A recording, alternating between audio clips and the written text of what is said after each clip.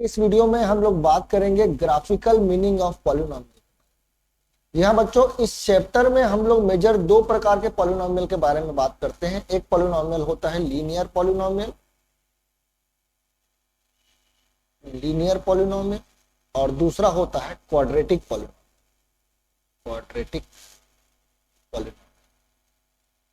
अगर मैं linear polynomial के बारे में बात करूं तो लीनियर पॉलिनोमियल वो पॉलिनोमियल होती है जिसकी डिग्री किसके बराबर होती है, 1 के बराबर। डिग्री किसके बराबर हो, 1 के बराबर। और क्वाड्रेटिक पॉलिनोमियल वो पॉलिनोमियल होती है जिसकी डिग्री 2 के बराबर।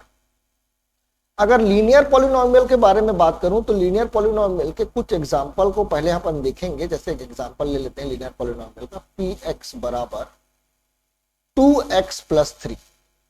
यहां पर इस पॉलिनोमियल को देखिए, इस पॉलिनोमियल की जो डिग्री है वो किसके बराबर है, 1 के बराबर। डिग्री 1 के बराबर। यहां पर जो सबसे बड़ा पावर है वो x का, वो 1 के बराबर। तो जिस पॉलिनोमियल की डिग्री 1 होती है उस पॉलिनोमियल को अपन लीनियर पॉलिनोमियल बोलते हैं।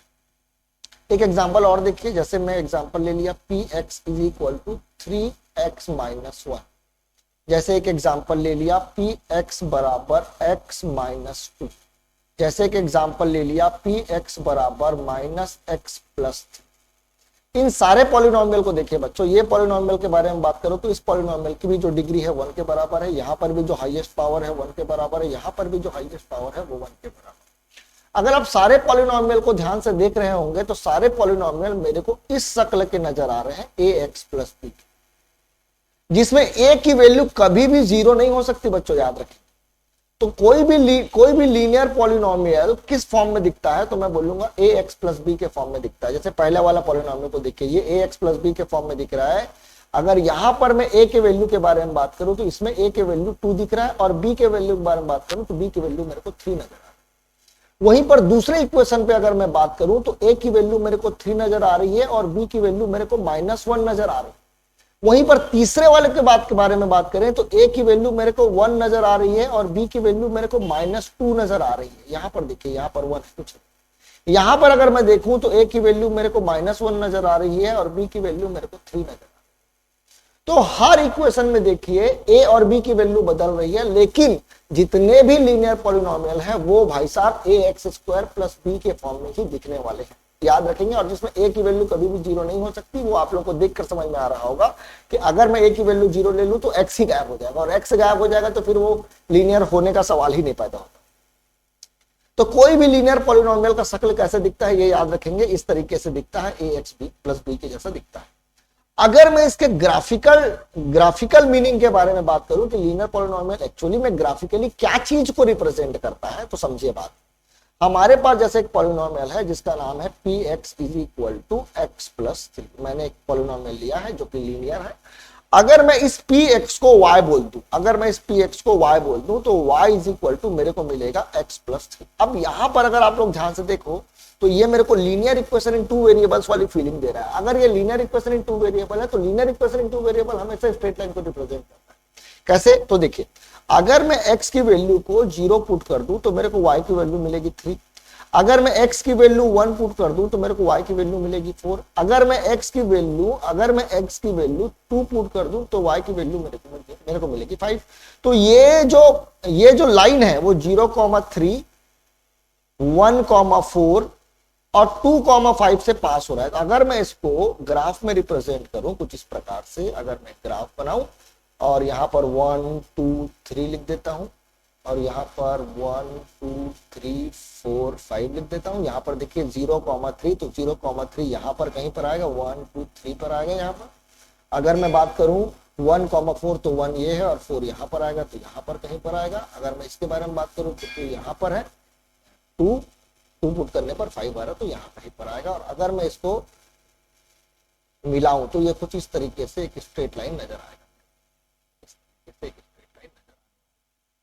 तो यहां पर अगर आप लोग ध्यान दें कि कोई भी लीनियर पॉलिनोमियल किस चीज को ग्राफिकली रिप्रेजेंट करता है, तो मैं बोलूंगा एक स्ट्रेट लाइन को रिप्रेजेंट करता है। अगर आप स्ट्रेट लाइन को बहुत ध्यान से देख रहे होंगे तो आपको चीज पता चल रहा होगा कि ये एक स्ट्रेट लाइन जो है वो आ करके एक्स एक्सिस को यहां पर कट करने वाला है, इस जगह पर कट करने। इस बात को बहुत ध्यान से सुनेंगे। ये इस जगह पर जो कट करने वाला है वो जगह कौन सी है, वो कैसे निकाले। तो देखिए, ये एक एक्स एक्सिस है और एक्स एक्सिस में कहीं पर भी आप चले जाओ उसका जो वाई कोऑर्डिनेट होगा वो हमेशा 0 के बराबर। तो अगर आपको ये निकालना है, तो y is equal to x plus 3 में आप y की वैल्यू क्या पुट कर दो 0, जो कि px था, याद करो आप, जो कि px था, तो px 0। मैं क्या निकाल रहा हूं, मैं फाइनली इसका जीरोस निकाल रहा हूं बच्चों, याद करो, मैं जीरोस निकाल रहा हूं। जीरोस क्या होता है, जीरोस वो वैल्यू होता है जिसको किसी वैल्यू पर पुट कर देने पर वो किसके बराबर हो जाए, 0 के बराबर हो जाए। तो मैं यहां पर अगर y की वैल्यू 0 पुट कर रहा हूं, इसका मतलब मैंने px को 0 लिया, और px को 0 लिया यानी कि मैं ये डिमांड कर रहा हूं कि x की वैल्यू क्या रखने पर px की वैल्यू 0 हो जाए, तो x की वैल्यू -3 रखने पर। तो ये कहां पर काटेगा, तो ये 1 2 और ये -3 पर इस x एक्सिस को क्या करेगा, कट करेगा कुछ इस प्रकार। तो यहां पर एक चीज और आप लोग नोटिस करो कि ये जो लाइन है वो एक्स एक्सिस को सिर्फ एक बार ही कट कर सकता है, दोबारा कट नहीं। तो लीनियर पॉलिनोमियल एक स्ट्रेट लाइन को रिप्रेजेंट करता है जो एक्स एक्सिस को कितने बार कट करता है, एक बार कट करता है। मैं आपको इसमें स्पेशल केस और बता रहा हूं, बहुत ध्यान से सुनिए। अगर मान लीजिए मेरे पास कुछ ग्राफ आया कुछ इस प्रकार, मैंने ग्राफ बना दिया कुछ इस प्रकार। अब देखिए क्या ये स्ट्रेट लाइन है, तो मैं बोलूंगा हाँ ये स्ट्रेट लाइन, लेकिन ये एक्स एक्सिस को कहां पर काट, तो ये एक्स एक्सिस को नहीं काट रहे, तो क्या ये लीनियर पॉलिनोमियल का ग्राफ नहीं है, तो नहीं, ये लीनियर पॉलिनोमियल का ग्राफ नहीं है, ये ग्राफ है कांस्टेंट पॉलिनोमियल का। कांस्टेंट पॉलिनोमियल का शक्ल कैसे दिखता है, तो एफ एक्स बराबर सी के जैसा दिखता है, यानी कि एफ एक्स बराबर कभी 4 हो गया, एफ एक्स बराबर या पी एक्स बराबर -4 हो गया, पी एक्स बराबर ले लिए हम लोग 8 ले लिए या 8/3 ले लिए।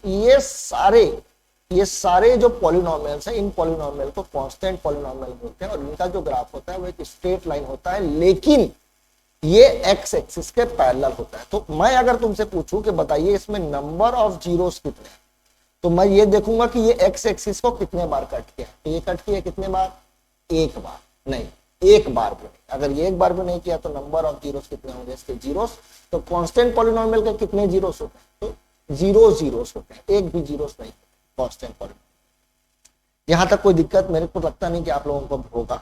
यहां तक अगर मैं आगे बात करूं इसके, अब मैं बात करता हूं क्वाड्रेटिक पॉलिनोमियल इसके बारे में, क्वाड्रेटिक पॉलिनोमियल। तो कोई भी क्वाड्रेटिक पॉलिनोमियल को अगर आप ध्यान से देखो, कोई भी क्वाड्रेटिक पॉलिनोमियल को अगर अपन ध्यान से देखते हैं, तो वो क्वाड्रेटिक पॉलिनोमियल देखिए कैसे दिखता है। जैसे मैं ले लिया x² प्लस 5x प्लस 6, जैसे ले लिया x² माइनस 9x प्लस 20।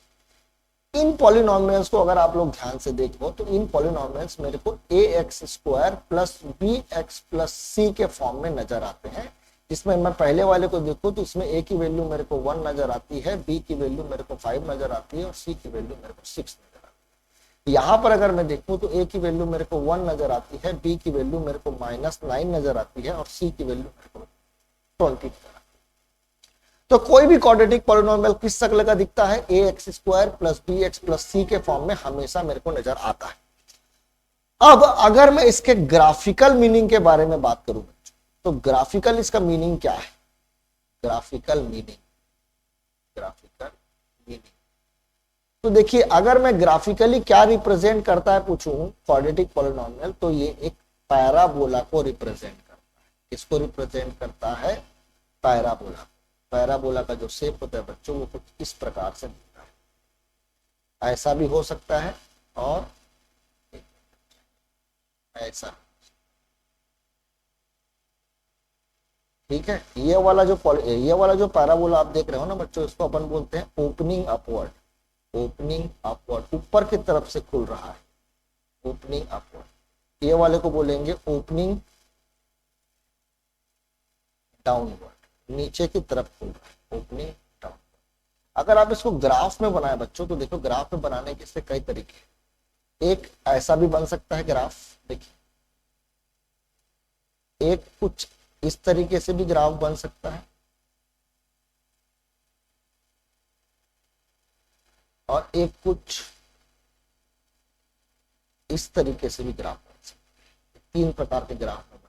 देखिए तीनों में फर्क क्या है, इन तीनों में फर्क ये है कि यहां पर देखिए ये ग्राफ 2 दो पॉइंट पर कट कर रहा है एक्स एक्सिस के, तो इसके नंबर ऑफ जीरोस कितने होंगे, नंबर ऑफ जीरोस कितने होंगे, 2 होंगे। ये देखो एक पॉइंट पर टच कर रहा है, तो मैं इसको बोलूंगा इसके नंबर ऑफ जीरोस कितने होंगे, 1 होंगे। और यहां पर मैं बोलूंगा नंबर ऑफ जीरोस कितने होंगे, तो नो रियल जीरोस, एक भी zeros, no real zeros, zero. तो अगर आप इस पॉलिनोमियल को देखो, इस पॉलिनोमियल का ग्राफ देखो, इस पॉलिनोमियल का ग्राफ देखो, इस पॉलिनोमियल का ग्राफ देखो, तीनों के तीनों क्वाड्रेटिक पॉलिनोमियल का ग्राफ है, लेकिन एक जो है 2 पॉइंट पर कट कर रहा है, एक जो है 1 पॉइंट पर कट कर रहा है, 1 पॉइंट पर टच कर रहा है, और एक पॉइंट पर भी कट नहीं कर रहा है। तो इसीलिए बोला जाता है कभी भी क्वाड्रेटिक पॉलिनोमियल के नंबर ऑफ जीरोस के बारे में बात करें, नंबर ऑफ जीरोस के बारे में बात करूं, तो हम लोग बोलेंगे एट मोस्ट 2 जीरोस, 2 जीरोस ज्यादा से ज्यादा हो सकते हैं। ज्यादा से ज्यादा कहने का मतलब हो सकता है कि एक ही जीरोस हो सकता है एक भी जीरोस ना।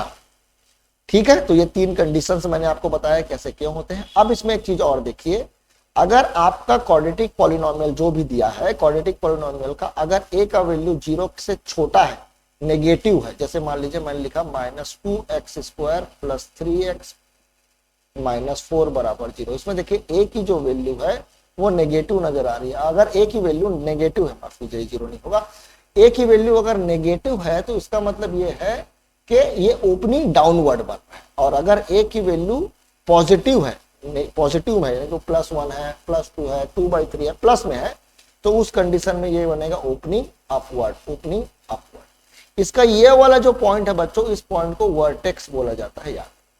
अब आप कोई भी ग्राफ को देख करके ये बता सकते हैं, कोई भी ग्राफ को ये देख करके बता सकते हैं कि उसके कितने जीरोस होंगे। जैसे मैं ग्राफ लिया कुछ इस प्रकार से ग्राफ आया, तो यहां पर 1 जीरोस, यहां पर 2 जीरोस और यहां पर 3। तो ये वाले ग्राफ में अगर नंबर ऑफ जीरोस मेरे को बोले कितने होंगे, तो मैं बोलूंगा इसके नंबर ऑफ जीरोस 3 जीरोस। ठीक है, याद रखेंगे, ग्राफ देख करके आप ये बता सकते हैं कि कितने जीरोस है।